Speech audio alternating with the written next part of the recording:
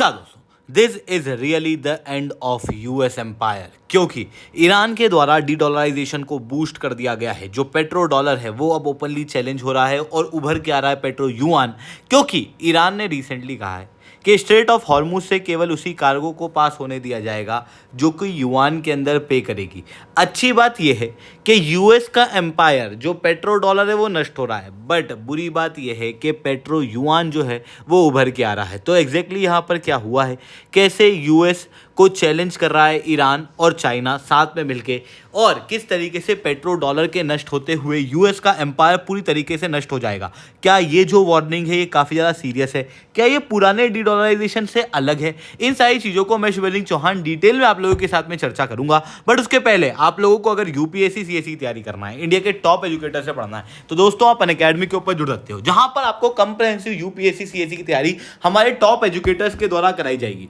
ये live classes के अंदर आपको पढ़ाएंगे, स्टडी मटेरियल दिया जाएगा, टेस्ट सीरीज दी जाएगी, वन ऑन वन मेंटरशिप दी जाएगी। ये सब कुछ आपको मिलेगा मार्केट के सबसे मिनिमम रेट के अंदर, सबसे अच्छी क्वालिटी में। इसी कारण से तो अनअकैडमी से टॉपर्स निकले हैं। इस बार 2025 के रिजल्ट के अंदर लगभग 585 सिलेक्शन अनअकैडमी से हुए हैं, 109 से ज़्यादा सिलेक्शन हमारे ऑनलाइन क्लासरूम प्रोग्राम से हुए हैं। फर्स्ट रैंक भी हमारी ऑनलाइन क्लासरूम प्रोग्राम की ही इस बार देखने को मिल रही है। तो अगर आपको अनअकैडमी के ऊपर जुड़ना है, ऑलरेडी रेट बहुत कम है, सबसे ज़्यादा क्वालिटी आप लोगों को सबसे कम रेट में अनअकैडमी प्रोवाइड करता है। बट उसके बावजूद भी अगर आप मेरी वीडियोस देखते हो, आपको और डिस्काउंट चाहिए, तो आप एसआरसी 10 कोड यूज़ कर सकते हो, जिसके बाद आपको 60% तक का डिस्काउंट मिलेगा और सब्सक्रिप्शन के अंदर डबल वैलिडिटी जो है वो प्राप्त होगी। यानी कि अगर 6 महीने का सब्सक्रिप्शन है तो उसके प्राइस पे 60% का डिस्काउंट मिलेगा ही सही, साथ में 6 महीने और आप लोगों को फ्री मिलेंगे। तो अगर आपको अनअकैडमी के ऊपर जुड़ना है, बहुत अच्छा मौका है, अभी जाओ अनअकैडमी को सब्सक्राइब करो, एसआरसी 10 कोड का प्रयोग करो।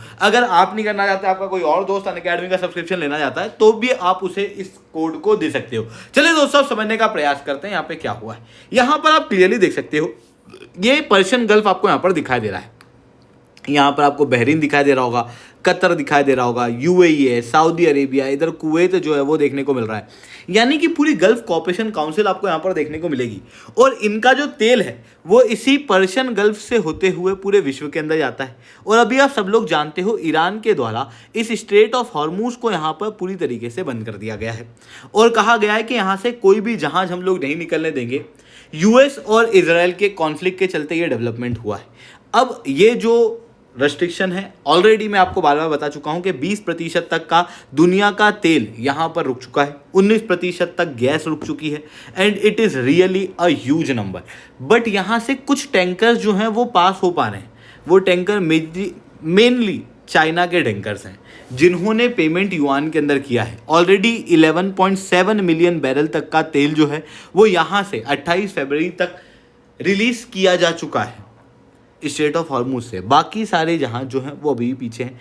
इंडिया के जहाज भी यहाँ पर कुछ रिलीज किए गए हैं जो कि इंडिया के अंदर ऑलरेडी पहुँच चुके हैं। बट अब एक मेजर डेवलपमेंट यहाँ पर आता हुआ दिखाई दे रहा है। ईरान कह रहा है कि हम केवल उन्हीं तेल के जहाज़ों को स्ट्रेट ऑफ हॉर्मुज को क्रॉस करने देंगे जो कि अब हमें युआन के अंदर पे करेगा। And this is really very dangerous, yet a major blow to the US petro dollar. क्योंकि यूएस के पेट्रो डॉलर को पहले आपको समझाता हूं कि ये क्या है। हुआ कुछ ऐसा था कि 1971 के पहले क्या होता था, दुनिया का जितना भी व्यापार है ये सब के सब सोने के अंदर होता था। जैसे इंडिया के अंदर रुपया चलता है, अब अगर आपको इंडोनेशिया के व्यक्ति से व्यापार करना है तो आप क्या उसको जाके रुपया दे दोगे? क्या उसके देश में रुपया चलेगा? आपकी करेंसी चलेगी? गांधी चलेंगे क्या? नहीं चल सकते। तो क्या होता था, पहले रुपये को गोल्ड में कन्वर्ट कराया जाता था, वो गोल्ड इंडोनेशिया के व्यापारी को दिया जाता था, फिर वो अपने देश के अंदर गोल्ड को चेंज कराता था और फिर अपनी खुद की करेंसी के अंदर अपने देश के अंदर जो भी उसको कंज्यूम करना होता था वो करता था। बट 1971 के अंदर पूरे विश्व को ये बात समझ में आई कि गोल्ड एक लिमिटेड कमोडिटी है और ग्लोबल ट्रेड लगातार इंक्रीज हो रहा है। ऐसी कंडीशन में गोल्ड के रेट जो है वो काफ़ी आसमान छुएंगे। ऐसी कंडीशन में गोल्ड एक मेजर ग्लोबल करेंसी के रूप में यूज़ नहीं हो सकती थी। इसी वजह से 1971 के अंदर जो गोल्ड स्टैंडर्ड्स हैं उनको खत्म कर दिया जाता है। और इसी मौके का फायदा उठाता है उस समय पे अमेरिका के अंदर निक्सन एडमिनिस्ट्रेशन होता है, जो कि उस समय पे सऊदी अरेबिया के साथ में एक मेजर डील कर लेता है। सऊदी अरेबिया को उस समय पे सिक्योरिटी की जरूरत थी, क्योंकि 1970s का समय है दोस्तों, मिडिल ईस्ट के अंदर बड़े क्राइसिस चल रहे हैं। इस समय पर सऊदी अरेबिया और अमेरिका के बीच एक मेजर डील होती है, जहां पर अमेरिका सऊदी अरेबिया को कहता है कि हम आपको मिलिट्री प्रोटेक्शन देंगे, हमारे हथियार जो है वो आप लोगों को दिए जाएंगे, बदले में आपको कुछ नहीं करना है, आप जितना भी जो तेल बेच रहे हो ना उन सबको यूएस डॉलर के अंदर पेमेंट लेना है और कुछ भी नहीं करना, आपको उस मिलिट्री का पेमेंट भी नहीं करना, हम फिर भी आपको प्रोटेक्शन देंगे। सऊदी अरेबिया को लगता है हाँ ऐसी तो कोई बड़ी बात है नहीं, कर लेते हैं। बाद में फिर ओपीईसी कंट्री भी इसी डॉलर का प्रयोग जो है वो करने लगती है, and this prove to be the major major major वरदान for America. Literally US dollar का पेट्रोल, डीजल, क्रूड ऑयल इनके व्यापार के अंदर यूज होना अमेरिका के लिए सरासर एक वरदान है, क्योंकि अगर आप यहां पर देखोगे तो दुनिया का 80% तक ग्लोबल ऑयल का ट्रेड आज भी डॉलर में होता है। हर एक नेशन जो अर्थ पे है उसको अगर एनर्जी खरीदना है तो उसे डॉलर में ही पेमेंट करना पड़ेगा, और ये लगभग 50 साल से चल रहा है। इसकी वजह से क्या होता है ना कि United states of America unlimited dollar का छापना का काम कर सकता है। अगर हम रुपए को अनलिमिटेड छापेंगे तो ऑब्वियसली उससे इन्फ्लेशन आ जाएगा, क्योंकि रुपये की इतनी डिमांड नहीं है। बट अगर मैं बात करूं डॉलर की, तो डॉलर की ग्लोबल डिमांड जो है वो कंटिन्यूसली हाई है, क्योंकि एनर्जी के लिए, ग्लोबल लेवल के व्यापार के लिए डॉलर का यूज होता है। ऐसी कंडीशन में यूएस कितनी भी करेंसी छाप सकता है। अब मान लो मिडिल ईस्ट की कोई कंट्री है जो बहुत तेल बेचती है, उसके पास खूब डॉलर आ जाएगा, पर ऑब्वियसली उसके खुद के देश के अंदर डॉलर का प्रयोग किया जाएगा नहीं। तो ऐसी कंडीशन में वो क्या कर सकते हैं, इस डॉलर का प्रयोग रिसाइकलिंग में यूज कर सकते हैं। मतलब क्या कि यूएस ने पहले खुद डॉलर करेंसी छापी, फिर उसके बाद में ये जो डॉलर है ये मिडिल ईस्ट के अंदर गया तेल खरीदने के बाद, और मिडिल ईस्ट के व्यक्ति के लिए इतना कोई काम का डॉलर है नहीं। ऐसी कंडीशन में उस डॉलर को वो क्या करेगा, अमेरिका की इकोनॉमी के अंदर निवेश कर देगा। ऐसी कंडीशन में अमेरिका के अंदर निवेश आएगा, यूएस ट्रेजरी बॉन्ड वगैरह खरीदाएंगे, और इनकी वजह से क्या होता है कि जो यूएस का डेफिसिट है वो फंड हो जाता है। मतलब कि ऐसा कि यूनाइटेड स्टेट्स ऑफ अमेरिका की जो सरकार है वो आप सब लोग जानते हो लोन में काम करती है। 1.8 ट्रिलियन डॉलर का लोन अमेरिका के ऊपर एनुअल क्रिएट होता है। आज के समय पे अमेरिका का जो ओवरऑल डेप्ट है वो 38 ट्रिलियन डॉलर का है। दुनिया में किसी भी इकोनॉमी का इतना डेप्ट नहीं है।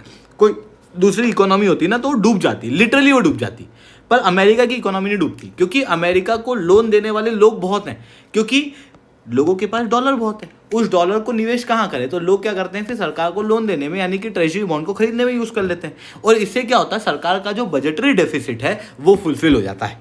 इससे क्या होता है कि जो सरकार है वो डेफिसिट पे काम भी कर पाती है और लोन होने के बावजूद भी स्मूथली चल पाती है। इस तरीके का सिस्टम जो है वो अमेरिका के अंदर पेट्रो डॉलर की वजह से ही देखने को मिलता है। बट उसके बावजूद भी अमेरिका के लिए कितना ही बेनिफिट क्यों ना हो, अमेरिका की आदत क्या है कि उसके पास जो भी है उसको वेपनाइज करना है, उसको एक हथियार के रूप में यूज करना है। इसीलिए अमेरिका धीरे धीरे करके इस डॉलर को हथियार के रूप में यूज करना शुरू कर देता है। यानी कि ऐसे देश जो कि अमेरिका की बात नहीं मानते, या फिर अमेरिका की पॉलिसी के अगेंस्ट जाते हैं, या फिर ऐसे देश हैं जो युद्ध वगैरह कर रहे हैं, तो उनके ऊपर अमेरिका क्या करता है, सैंक्शंस लगा देता है, इवन उनके एसेट फ्रीज भी कर देता है। फॉर एग्जाम्पल आप रशिया देख सकते हो, रशिया के ऊपर सैंक्शंस लगे हुए हैं, यानी कि रशिया डॉलर के अंदर ट्रेड नहीं कर सकता। ईरान देख सकते हो, ईरान के ऊपर सैंक्शंस लगे हुए हैं, क्यों? क्योंकि वो अमेरिका के खिलाफ है, वो ग्लोबल इकोनॉमी के खिलाफ नहीं है, बट उसके बावजूद भी आप वहां पर सैंक्शंस देखोगे। इंडिया ने जब न्यूक्लियर टेस्ट किया था उस समय पर भी अमेरिका ने हमारे ऊपर सैंक्शंस लगाए थे। यानी कि हम अमेरिका के डॉलर में व्यापार करके अमेरिका पे ही एहसान कर रहे हैं, और अमेरिका हम ही को आंख दिखाता है। तो ये चीज़ हम लोगों को यहाँ पर पेट्रो डॉलर के पूरे फ्रेमवर्क के रूप में देखने को मिलती है। ऐसी कंडीशन में कई सारे देश ऑलरेडी पेट्रो डॉलर को रिप्लेस करना चाहते हैं। देखो, डी डॉलराइजेशन करने का प्रयास किया जाता है, और अब इसको एक मेजर बूस्ट इस तरीके से मिल गया है कि ईरान के द्वारा कहा जा रहा है कि चाइना का युआन यूज़ करोगे तभी हम स्ट्रेट ऑफ हॉर्मुज से आपके टैंक को निकलने देंगे। अब आपके दिमाग में सवाल आ रहा होगा कि चाइना क्यों, कोई और करेंसी क्यों नहीं? रशिया की भी हो सकती थी, जापान की भी हो सकती थी। सबसे पहला कारण तो बहुत साफ है, चाइना और रशिया आज के समय पे ये दो मेजर फ्रेंड ईरान के देखने को मिल रहे हैं। इस वजह से ईरान जो है वो चाइना और रशिया के बीच में कंफ्यूज होगा।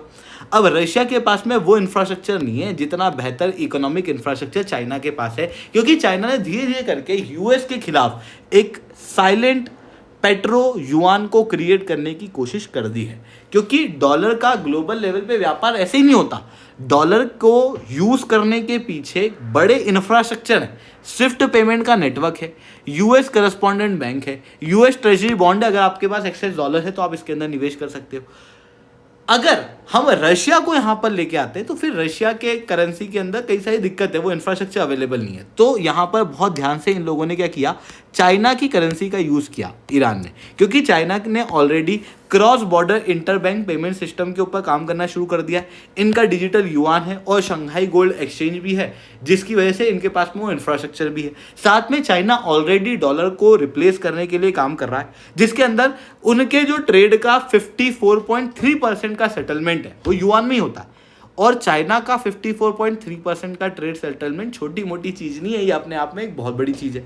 इवन कई सारे ग्लोबल इंस्टीट्यूशन चाइना के चीज़ों को एज अ अल्टरनेटिव मानते हैं टू द स्विफ्ट सिस्टम। इतना ही नहीं दोस्तों, अभी आप देख सकते हो आईएमएफ के अंदर चाइना की करेंसी जो है वो 5 स्टैंडर्ड नापने वाली करेंसी के अंदर एंटर भी कर चुकी है। और चाइना अब क्या कर रहा है, पेट्रो डॉलर से ही बड़ा गेम खेल रहा है। ये बेसिकली ना इंफ्रास्ट्रक्चर के ऊपर काम कर रहा है। दुनिया भर की कंट्रीज को ये इंफ्रास्ट्रक्चर बना के देता है, उनको लोन प्रोवाइड करता है, और ये जो लोन प्रोवाइड किए जाते हैं, जो इंफ्रास्ट्रक्चर बनाए जाते हैं, सब युआन के अंदर बनाए जाते हैं। यानी कि ग्लोबल लेवल पे युआन जो है वो ऑलरेडी स्टैब्लिश होता हुआ दिखाई दे रहा है। इसी कारण से ईरान ने यहाँ पर जानबूझ करके युआन को चूज किया है।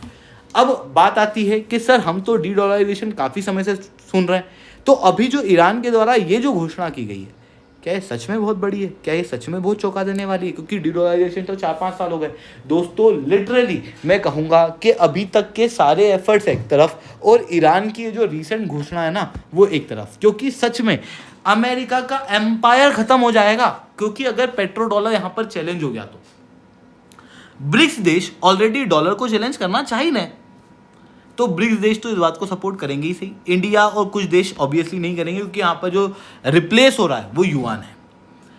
बट उसके बावजूद भी आज के समय पे जो कंट्रीज हैं उनको काफ़ी ज़्यादा दिक्कत आ रही है एनर्जी को सिक्योर करने में। उनको डॉलर या युआन से मतलब नहीं है। अभी रिसेंटली भारत के ही एक्सटर्नल अफेयर के जो सेक्रेटरी हैं उनके द्वारा बताया गया कि श्रीलंका, बांग्लादेश जैसे देशों से लगातार हमको रिक्वेस्ट आ रही है कि प्लीज़ हमें एनर्जी प्रोवाइड कर दो। एलपीजी, पेट्रोल, डीजल, इनकी डिमांड जो है वो तेज़ी से बढ़ रही है। 20% तक रोज़ तेल जो है वो वहाँ पर स्ट्रेट ऑफ हॉर्मूज में अटक जाता है। ग्लोबल लेवल पे तेल की कमियाँ देखने को मिलती हैं। ऐसी कंडीशन में देखो, तेल जो है वो सड़ी सी चीज़ नहीं है, तेल जो है वो बहुत गजब चीज़ है। क्योंकि अगर आपको अपने देश के अंदर व्यापार करना है, आपको तेल चाहिए और कोई ऑप्शन आपके पास में है नहीं। ऐसी कंडीशन में तेल जो है वो एक नेसेसिटी है।